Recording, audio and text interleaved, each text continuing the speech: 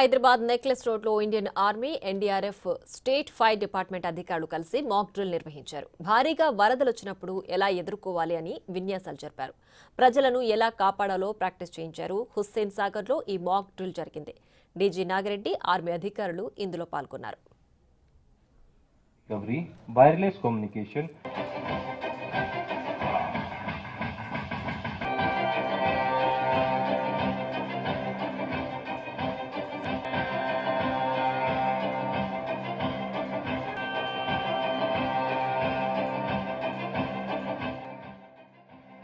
जैसा कि आप जानते हैं कि तेलंगाना राज्य में मॉनसून के दौरान बाढ़ का खतरा बढ़ा रहता है। भूतपूर्व में 28 सितंबर 1908 को आए द ग्रेट मूसी फ्लड से हैदराबाद शहर को बहुत बड़ा नुकसान उठाना पड़ा था। इस फ्लड की वजह से लगभग 80,000 घरों को नुकसान हुआ, जिससे हैदराबाद शहर की 1/4 आबादी बेघर हो गई थी। इसके अलावा सन 2006, 2010, 2012, 2013, 2020 और 2023 में भी बाढ़ की वजह से तेलंगाना राज्य का कुल 1,02,000 हेक्टेयर एरिया प्रभावित हुआ और काफी डिस्ट्रिक्ट्स में जान और माल का नुकसान हुआ था। तेलंगाना राज्य में कुल 33 डिस्ट्रिक्ट हैं और इनमें से 6 डिस्ट्रिक्ट जो कि नालाकोंडा, नगर कुरनूल, सूर्यापेट, वानापर्ती, महबूब नगर और जोगुलांबा गढ़वाल मॉनसून के समय मैक्सिमम रेनफॉल का शिकार होते हैं। इसके अलावा कुल 8 डैम जिनको फ्लड इनिशिएटर्स के रूप में आइडेंटिफाई किया गया है, जिसके बारे में आप अपने सामने लगी टीवी स्क्रीन पर देख सकते हैं। इसके अलावा हाल ही में बिट्स पिलानी हैदराबाद द्वारा की गई flood susceptibility based building risk study में यह पाया गया कि हैदराबाद में स्थित 50% से अधिक बिल्डिंग्स हाई रिस्क स्टेट पर हैं।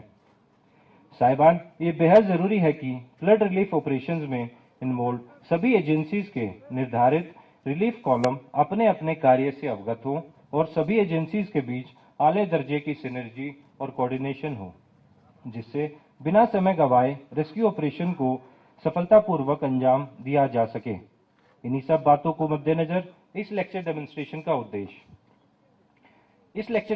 का उद्देश्य ह्यूमैनिटेरियन एड और डिजास्टर रिलीफ ऑपरेशंस के अंतर्गत फ्लड रिलीफ ऑपरेशन के लिए विभिन्न एजेंसीज के द्वारा किए जाने वाले रेस्क्यू ऑपरेशन से अवगत कराना है। इस डेमोन्स्ट्रेशन को 3 भागों में चलाया जाएगा। भाग 1, फ्लड रिलीफ ऑपरेशन में कार्यरत विभिन्न एजेंसीज का ऑर्गेनाइजेशन, इक्विपमेंट और उनकी कैपेबिलिटीज।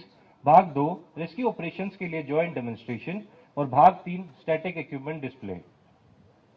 भाग 1, फ्लड रिलीफ ऑपरेशंस में कार्यरत विभिन्न एजेंसीज का ऑर्गेनाइजेशन, इक्विपमेंट और उनकी कैपेबिलिटीज। साहिबान, फ्लड रिलीफ ऑपरेशंस के लिए एक राज्य में विभिन्न एजेंसीज कार्यरत होती हैं, जो कि अपनी अपनी क्षमता के अनुसार रेस्क्यू ऑपरेशंस को अंजाम देती हैं। इस डेमोन्स्ट्रेशन के तहत आज आपको इंडियन आर्मी के column, national disaster response force के column, disaster response force HYDRAA के column, Telangana state disaster response and fire services के कॉलम और सिविल एनजीओज के बारे में अवगत कराया जाएगा। सबसे पहले इंडियन आर्मी के कॉलम की ऑर्गेनाइजेशन, इक्विपमेंट और कैपेबिलिटीज। इंडियन आर्मी के डॉक्ट्रिन के तहत आर्म फोर्सेस को एड टू सिविल अथॉरिटी के स्वरूप disaster management, maintenance of law and order, humanitarian add के लिए टास्क किया जाता है।